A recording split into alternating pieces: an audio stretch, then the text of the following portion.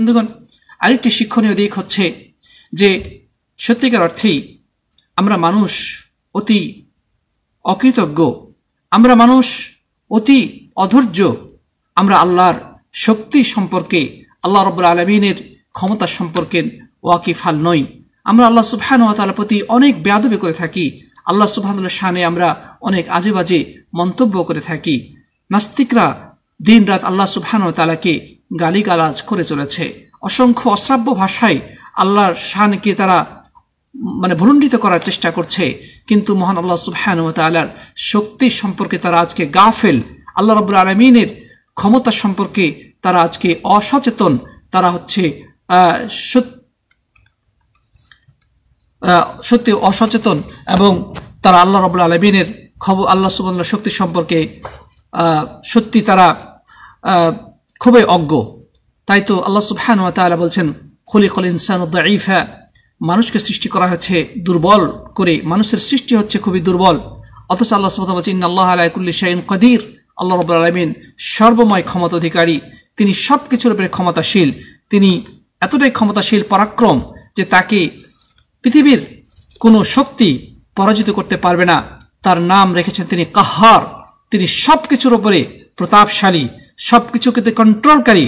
আল্লাহু লা ইলাহা ইল্লা হুয়াল হাইয়ুল কাইয়্যুম, যে তিনি হচ্ছেন চিরঞ্জীব, আল কাইয়্যুম, যিনি সবকিছুকে তিনি ধারণ করে আছেন, সবকিছুকে নিয়ন্ত্রণ করছেন, সবকিছুর কন্ট্রোল তার হাতে রয়েছে।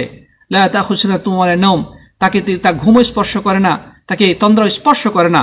সুতরাং প্রিয় সাথী বন্ধুগণ, আল্লাহ রাব্বুল আলামিন মহাশক্তিধর, এই বিশ্ব চরাচরে যা কিছু রয়েছে সবকিছুর তিনি একচ্ছত্র পরিচালক, নিয়ন্ত্রক, তিনি মহা ক্ষমতা অধিকারী। কোনো বিষয়ে যদি সিদ্ধান্ত নেন, সেই সিদ্ধান্তকে প্রতিহত করার ক্ষমতা সৃষ্টি জগতের কারণেই। সুতরাং আমাদের উচিত হবে মহান আল্লাহ রাব্বুল ইজ্জাত ওয়াল জালালের শক্তির কাছে আমাদের মাথাকে অবনত করা, আমাদের নিজেদের সমস্ত শক্তিকে আল্লাহ রাব্বুল আলামিনের শক্তির সামনে একেবারে ভুলুণ্ঠিত করে দেওয়া এবং আমাদের নিজস্ব আত্মমর্যাদা, সম্মান, আমাদের অহমিকা সবকিছুকে বিসর্জন দিয়ে আল্লাহর দরবারে আমাদের মাথাকে লুটিয়ে দেওয়া, সেজদায় লুটিয়ে পড়ে তার ইবাদতে আমাদের জীবনকে উৎসর্গ করে দেওয়া, এটির মধ্যে মানবতার শান্তি এবং মানবতার কল্যাণ নিহিত রয়েছে, মানুষের সুখ সমৃদ্ধি নিহিত রয়েছে, মানুষের মুক্তি নিহিত রয়েছে, মানুষের সফলতা নিহিত রয়েছে। সুতরাং সেই মহাপরাক্রমশালী রাজা বাদশাহ, যিনি হচ্ছেন বাদশাহ মালিকুল আমলাক, তিনি শাহে আলম, তিনি সমগ্র জগতের একচ্ছত্র সৃষ্টিকর্তা, লালনকর্তা, পালনকর্তা, মহান রাজাধিরাজ, পৃথিবীর সর্বোৎকৃষ্ট এবং সবচেয়ে বড় সৃষ্টি আরশে আজিমের তিনি মহান মালিক। আসুন আমরা তার কাছে ফিরে আসি, তার শক্তির কাছে আমরা নিজেদের শক্তিকে সমর্পণ করি, নিজেদের অহমিকাকে আমরা সমর্পণ করি এবং নিজের দুর্বলতা, নিজেদের এই সক্ষমহীনতাকে আমরা আল্লাহর কাছে সমর্পণ করি, এতে আমাদের জন্য কল্যাণ রয়েছে।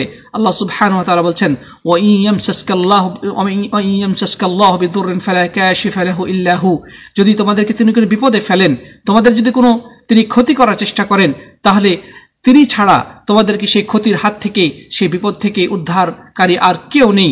তোমাদেরকে সেই ভয়াবহ ধ্বংসযজ্ঞ থেকে হেফাজত করার মতো কোনো শক্তি পৃথিবীর বুকে নেই।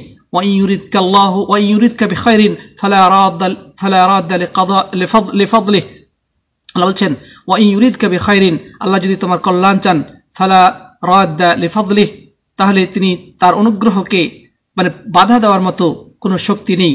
ইউসিবু বিহি মান ইয়াশাউ মিন ইবাদিহি ওয়া হুয়াল গফুরুর রহিম, তিনি অবশ্যই তার কল্যাণ পৌঁছিয়ে দেবেন তার বান্দাদের মধ্যে যাকে তিনি চান, তিনি হচ্ছেন পরম ক্ষমাশীল এবং দয়ালু। তাহলে আল্লাহ সুবহানাহু ওয়া তাআলা যদি আমাদের কোনো কল্যাণ করতে চান, তিনি আমাদের কোনো ফায়দা পৌঁছাতে চান, তাহলে কোনো শক্তি সেক্ষেত্রে বাধা প্রদান করতে পারবে না।